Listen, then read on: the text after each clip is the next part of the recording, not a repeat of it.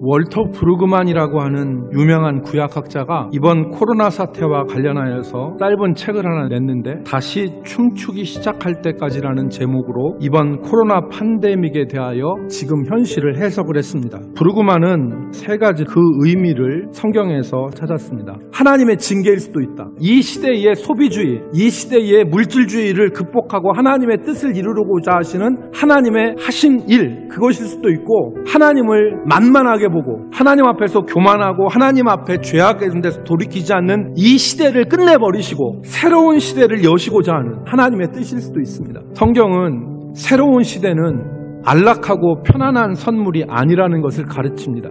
옛것에서 새것으로 이동할 때는 통제의 상실이라는 당혹스러움, 즉 옛날에는 이렇게 하면 됐는데 새로운 시대에는 그렇게 하는 것이 통하지 않는 거예요. 이전에는 우리의 익숙한 것으로부터 무엇을 획득했는데 이제는 그런 것들이 통하지 않는, 그래서 새로운 세상으로 이동할 때는 이전에 누리고 이전에 쥐고 있던 것들을 다 포기하고 회개하고 내어주고 양보해야 한다는 것입니다. 이러한 당혹감, 당황스러움, 그리고 새로운 시대를 열고 그것을 맞이하기 위한 과정과 치루어야 될 대가를 탄식이라고 했습니다. 탄식. 월터 브루그만이 경계하는 것이 하나 있는데 그것이 탄식 없는 미래입니다.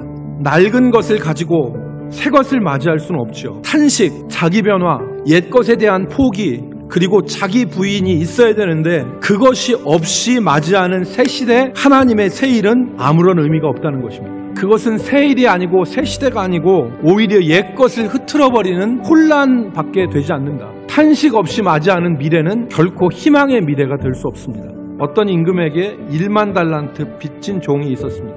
임금은 에거라는 종을 불쌍히 여겨서 그 빚을 탕감해 주었습니다.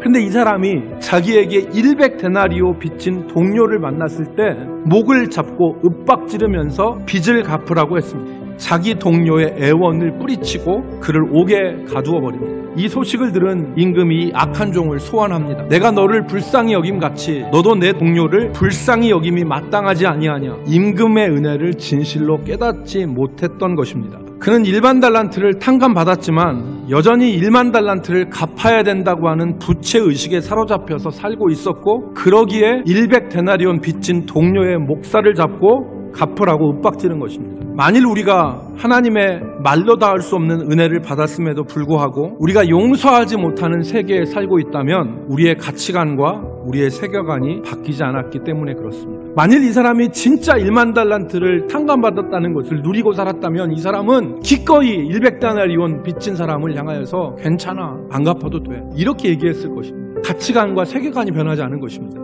새로운 세상을 맞이하기 전에 내가 받아야 될 100데나리온과 내가 붙들고 있는 형제의 모가지를 놔주고 나도 너의 빚을 다 없애주겠다고 말하는 그러한 태도의 변화가 우리 가운데 있어야 됩니다. 그때 우리는 진정한 하나님의 은혜 가운데 살 수 있고 하나님이 행하시는 새 일, 하나님이 우리에게 주시는 새 나라에 들어가서 살 수 있는 것입니다. 탄식이 없는 미래, 그것을 맞이하는 사람은 불행한 사람입니다. 그 사람이 맞이하는 미래는 희망의 미래가 아닙니다. 그 사람이 맞이하는 미래는 옛 시대의 혼란스러운 새로운 모습밖에 되지 않습니다.